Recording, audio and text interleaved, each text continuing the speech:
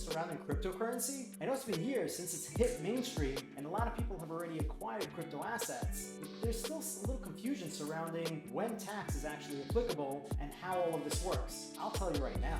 So, what is cryptocurrency? Let's start with that. It's a digital asset, a virtual currency that's basically located on a blockchain. What we're talking about is a collection of computer systems that have a general ledger account that keeps track of all the activity of all the specific crypto asset on that blockchain. Ethereum has its own blockchain, so every single transaction that had ever occurred historically from day one is on this blockchain. Bitcoin has the same thing. Litecoin has the same thing. Dogecoin has the same thing. Every single crypto asset has its own blockchain, which is essentially a ledger, a summary of all the transactions that have ever taken place. Now, it takes two to tango, right?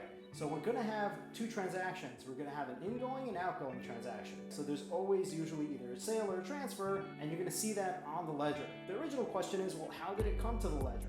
Let's take a look at what we're talking about. If it's Bitcoin, for example, it came onto the ledger by mining this Bitcoin. Mining is a way of retrieving this Bitcoin through a process of algorithmic equations. First, it started out as easy equations, and it progressively got harder as you're reaching the maximum of Bitcoins that ever exist, meaning 21 million Bitcoins are what's going to ever be mined. And as we're reaching that number, the equations get more and more difficult to solve. That's why people are investing in crypto mines. It's a costly endeavor, but there may be a reward as Bitcoin increases in value. There are other crypto assets where you didn't have to mine it. It just showed up and you can buy it, like an ICO, similar to an IPO, like an initial public offering, an initial crypto offering, where you can come in and buy all this crypto at a lower valuation, and then it goes out into the world and people inflate the price because of supply and demand.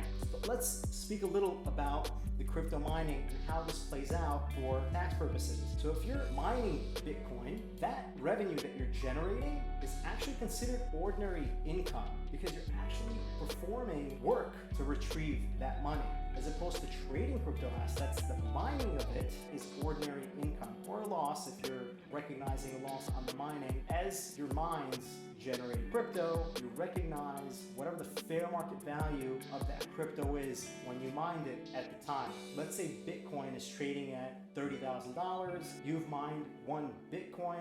You recognize $30,000 of ordinary income. That means you're paying income tax on that money. You're also going to pay self-employment or FICA tax. Don't forget, when you're mining, you actually have expenses to offset that income.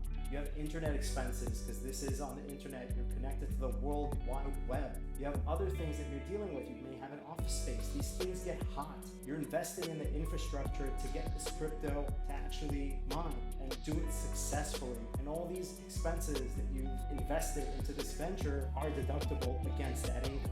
You're a successful miner, you've mined a ton of cryptocurrency, you've recognized that income. Now you're sitting on all this Bitcoin. Let's be realistic. If you were in the scenario, this may have happened 5 years ago, 7 years ago, etc., when the value of Bitcoin was much lower, where you were able to mine a ton of Bitcoin, and you're sitting on just a pile of Bitcoins. You're not really using it, or maybe you are, but you're allocating a lot for the future, because that may be a wise choice instead of cashing the whole thing out. Now let's fast forward to today, and you have these assets that you actually want to use to trade and buy, whatever the case is. Maybe you want to recognize a capital gain, you need a little bit of cash, and you want to get rid of your crypto, or you're using it to actually buy things, right? You're using it as a currency. Maybe you're accepting this in your business or using it for transactions. Let's go back to the mining idea. You've actually set up an entity to mine your Bitcoin, and you're doing it all out of the entity, and you need to buy more video cards. So what are you going to do? You don't want to pay cash, maybe. You're going to tap into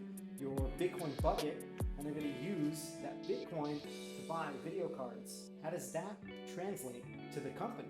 Let's say the value of those video cards are $5,000.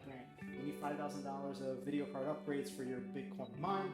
What you're going to do is tap into your Bitcoin and buy it. You're going to use a fraction to buy those video cards. So Bitcoin today is trading at about 30 grand. So what you're going to do, you're going to take $5,000 worth of Bitcoin, whatever that ratio is, it's 16%. You're going to sell 0.16 of Bitcoin to buy that $5,000 worth of the video cards. Now, let's see what your cost basis is, meaning what that value of that Bitcoin was when you mined it and paid tax on it back then. Let's say the value of that Bitcoin was $6,000. So if you're gonna use 0.16 of a Bitcoin to buy $5,000 worth of video cards, your cost basis there was $1,000. So $6,000 that your cost basis was for one Bitcoin, 1/6 of that was $1,000. You're using that to buy $5,000 worth of goods. Today, you're going to use the $5,000 that you're going to spend to $1,000 that you bought it for, and you're going to recognize capital gain of $4,000 on the transaction. So that's transaction number one. Transaction number two is you actually buy this item. So you buy these video cards, you bring them into your business, you swap out the old ones, or you use them in sync with the old ones, and now you have a $5,000 asset on your books that you're going to depreciate.